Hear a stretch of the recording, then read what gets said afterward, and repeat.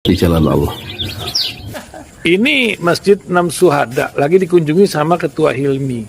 Modal awalnya berapa Pak Yudi Pramuko? 750.000 rupiah aja. Jadi ini 500 jutaan nih barang. Sekarang udah habis 310. Masya Allah, tuh udah pakai keramik, plafonnya tinggal. Granit tuh kayak marmer. Tuh, Masya Allah nih, sampai juga kita ke sini. Masjid Enam Syuhada, ngapa namanya Masjid Enam Syuhada, Ya, Pak Yudi? kita mau mendokumentasikan perjuangan dakwah nama anak muda pengawal Habib Rizik Syihab itu. Masya Allah. Yang dibunuh sama orang jahat di kilometer 50. Kilometer 50 ya. Itu kan simbol memperjuangkan dakwah itu kita harus memberikan segalanya untuk Islam kan ya. Untuk Masya dakwah Islam. Allah. Dan nama anak muda itulah yang sudah memberikan segalanya untuk Islam. Masya Allah. Apa nanti nama pemuda itu ada juga di sini mungkin diterapkan? Mungkin namanya 6 syuhada. 6 syuhada Iya, itu, 6 syuhada dipasang di sini, 6 syuhada. Beb Ali, apa yang dikomentarin dari ini semua, Beb Ali? Masya Allah, luar biasa. Dari uang 700.000, kalau pengen ternyata bisa. Bisa. Allah kirim. Tuh, bisa. Ya, dengan Masya. dengan masuk satu gang kecil, tapi Bapak ini luar biasa. Kecil tuh. Oh, Masya Allah ya. Satu call aja. Masya Allah. Perjuangan Pak Yudi Pramuko, YouTuber sejagat paling tua. Tertua di semesta. Tertua di semesta. Masya Allah. Tukang donat. Tukang donat. Tukang donat dari Paru. Ini saya laporkan dari lapangan ini, langsung dari Masjid Enam Syuhada. Masya Allah. Dan ini dia. Dalam lihat ah. Tuh, lihat tuh masjidnya. Tuh imamnya di situ tuh. Malam-malam lagi kita. Masya Allah. Masih kurang nih. Atapnya katanya transfer aja. Assalamualaikum warahmatullahi wabarakatuh. Saya Yudi Pramuko, tukang donat dari Parung, YouTuber tertua di semesta. Semoga penonton pesantren Jalalia kami doakan sehat selalu di 5 benua. Kalau sakit betul-betul ya, peluang-peluang untuk berkarya, beramal soleh hampir-hampir tertutup ya. Melihat cahaya matahari pun tidak bisa karena terbaring dalam ruang perawatan di rumah sakit. Moga-moga yang sakit Allah sehatkan kembali, dan yang sehat jangan dibuang-buang kesehatan di dalam kesia-siaan. Moga-moga terus berkarya meskipun dengan cara yang sederhana, dan yakinlah Allah itu anak saya baru datang, kantin masuk, motornya berisik. Maaf ya, begitulah ya, gangguan-gangguan itu selalu ada dalam kehidupan. Kita juga heran, Anies Baswedan itu kok diganggu. Kalau dia memang sebagaimana kata, Waalaikumsalam belum jawab saya. Waalaikumsalam teh belum jawab. Kalau memang Anies Baswedan itu why not the best, kata Surya Paloh dalam deklarasi 3 Oktober 2022 di Nasdem Tower mencapreskan Anies. Kalau Anies itu memang the best, why not? Kenapa kita nggak cari yang terbaik untuk jadi calon presiden? Kalau memang Anies terbaik, kenapa dia diganggu ya? Diganggu. Yang diganggu itu 3 pihak ya. Satu, Nasdem sendiri sebagai partai pendukung. Kemudian Anies Baswedan diganggu, Surya Palohnya diganggu, dihalang-halangi, PKS-nya diganggu, dan Partai Demokrat diganggu. 2 partai ini adalah yang kemudian mendukung juga Anies Baswedan.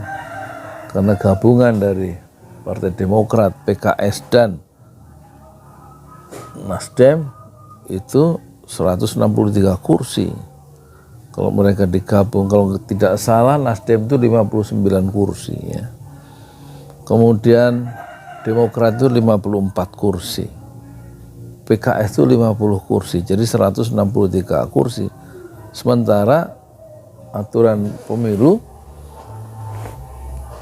ambang pencapresan, batas bisa mendaftarkan sebagai calon presiden adalah 20% presidential threshold, dan itu artinya 20% dari sekitar 700 kursi di parlemen itu ada 115 kursi. Jadi gabungan Partai Nasdem dan Demokrat serta PKS itu melampaui batas 20%, ambang batas 20% itu. Batasnya adalah 115, mereka bergabung menjadi 163 dan mencapreskan orang yang terbaik menurut mereka, yaitu Anies Baswedan. Terus kenapa diganggu? Orang yang terbaik harusnya kan justru didukung kan oleh istana. Gangguan pertama, si Fauzi, tukang es, teman. Tukang es pakai sepeda motor. Susah tiap hari berjuang menjualkan es krim bosnya. Dalam panas, dalam deru, campur debu. Siapa yang mikirin rakyat seperti itu? Nggak ada yang mikirin. Elit-elit itu nggak ada yang mikirin. Pemerintah sudah lama tidak memikirkan rakyat. Rakyat berjuang untuk dirinya sendiri. Tukang cilok kayak tukang es, kayak tukang cincau, berpeluh-peluh. Ya, mereka mengatasi kemiskinan dan penderitaan hidupnya sendiri. Nah, kalau ada pertanyaan, kalau dia diganggu berarti ada masalah. Yang mengganggu berarti ada motif ya.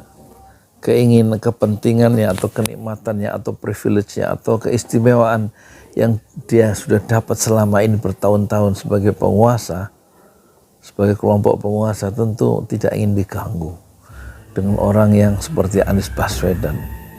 Makanya mereka menggagalkan, berusaha membuat tiket pencalonan Anies sebagai calon presiden 2004 itu hangus ya. Caranya ditekan supaya Surya Paloh itu kemudian menggagalkan pencalonan itu. Atau salah satunya Demokrat didatangi oleh Erlangga, ketua Partai Golkar. Partai Golkar adalah pendukung pemerintah kan. Ditawari AHY menjadi calon wakil presiden dari Partai Golkar, dari presidennya yaitu Erlangga. Kalau dia hengkang dari koalisi persatuan, koalisi perubahan untuk persatuan, maka otomatis kalau Demokrat hengkang meninggalkan PKS dan Nasdem, pasti Anies Baswedan pulang kampung, hangus, nggak bisa jadi calon presiden sekalipun. Tapi komitmen dijunjung tinggi oleh Demokrat sebagai seorang kesatria. PKS juga didatangi ya oleh Sandiaga Uno supaya melepaskan dukungan dan tidak bergabung dengan Nasdem dan Demokrat, dengan jaminan seluruh kebutuhan untuk pemenangan pemilu calon-calon yang di legislatif itu dijamin oleh Sandiaga Uno, berapapun biaya yang harus dikeluarkan. Tapi PKS laki-laki setelah menceritakan itu meneguhkan sikapnya untuk tetap komit mendukung Anies, bagaimana Demokrat mendukung Anies Baswedan meskipun tawarannya sangat menggiurkan. Jadi kemungkinan ya, ada kecemasan kalau dalam perspektif Rocky Gerung dan Eros Chart, ada kecemasan, dan juga perspektif pengusaha, pengamat-pengamat yang lain, ada kecemasan yang sedang menggelayuti atau membayang-bayangi Pak Jokowi atau koleganya di istana. Kalau ya Anies Baswedan itu bisa jadi presiden, kepentingan bisnisnya akan terganggu sama sekali. Tentu akan dipersoalkan banyak hal yang ditinggalkan oleh Pak Jokowi, seperti IKN, kata Eros Jarot. IKN ibu kota yang biayanya itu hampir 500 triliun. Dan menurut Rizal Ramli dalam perjalanannya nanti bisa sampai 1000 triliun. Dan kemudian yang akan dipersoalkan lagi adalah proyek-proyek yang atau anggaran-anggaran yang belum diaudit, yang jumlahnya itu bisa triliunan, itu akan mengancam keselamatan Pak Jokowi pasca dia turunnya. Kemudian proyek kereta api cepat yang membengkak sampai menjadi 8 triliun kalau tidak salah itu. Dan semuanya sekarang dibiayai oleh APBN, baik IKN maupun kereta api cepat ya, Halim Padalarang. Bukan Jakarta Bandung, Halim Padalarang. Dan hal-hal yang lain, sehingga Pak Jokowi kemudian bagaimana memerintahkan tangan-tangan kekuasaannya melalui menteri-menterinya untuk bergerilya, memecah kongsi atau koalisi perubahan untuk persatuan yang mendukung Anies Baswedan. Masih dicari cara, dengan cara menghantam bisnis dari Surya Paloh yang sudah 40 tahun mengurusi makanan di Freeport, yakni 1 tahun nilainya kuliner di sana atau catering di sana di Freeport yang puluhan ribu karyawannya itu nilainya 500 juta dolar ya. 1 tahun itu akan diganti dengan PT Sarinah yang milik BUMN pemerintah untuk menekan ya Surya Paloh melepaskan dukungan yang kuat terhadap Anies Baswedan. Dan kita lihat nanti perkembangan terakhir ya, karena 1-2 minggu cuaca politik bisa berubah dengan cepat. 1-2 bulan kemudian ya, setelah Yassin Limpo akan ditetapkan jadi tersangka dan juga sebelumnya Menteri Nasdem yaitu sekjennya siapa itu Menteri Kominfo Plate juga sudah dikurung di penjara. Semuanya adalah tekanan-tekanan politik yang dahsyat untuk Nasdem supaya melepaskan dukungan terhadap Anies, dan tampaknya 2-3 bulan landscape politik bisa berubah dengan radikal atau berubah dengan tiba-tiba tanpa bisa diramalkan oleh siapa saja. Takdir Allah berlaku, manusia hanya menerima takdir Allah yang berlaku dalam konteks politik Indonesia modern. Kita tunggu takdir Allah berlaku untuk kebaikan dan kemaslahatan bangsa ini secara keseluruhan. Saya Yudi Pramuko, tukang donat dari Parung YouTuber, tertua di semesta fasbir sabr, jamilah bersabarlah dengan kesabaran yang indah. Assalamualaikum warahmatullahi wabarakatuh. Siap-siap lohor sholat ya.